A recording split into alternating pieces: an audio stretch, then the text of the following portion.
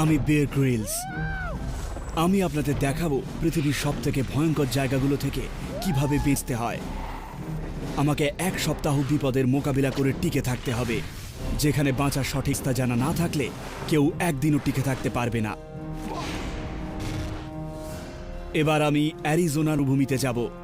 আমি এর শুকনো পরিবেশের সঙ্গে টক্কর দেব, বালির ঝড় উড়িয়ে যাব। আমি হাওয়ার শক্তি ব্যবহার করছি। মারাত্মক সব প্রাণীদের এড়িয়ে চলব। একটা র্যাটল স্নেক, ওকে ছেড়ে দিন, আমার সঙ্গে আসুন।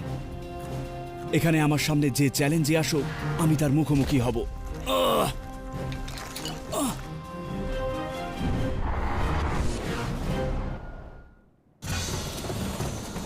অ্যারিজোনাকে আমেরিকার খেলাঘর মনে হতে পারে, কিন্তু ভুলবেন না, এর বেশিরভাগটাই একটা বিশাল প্রায় 2.5 লক্ষ বর্গ কিলোমিটার ভূমি।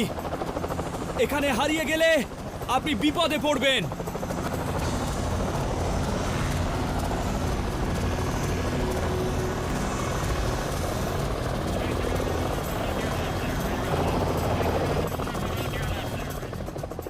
মার্কিন সামরিক বাহিনী হাজার হাজার অব্যবহৃত প্লেন এখানে এনে জড়ো করে।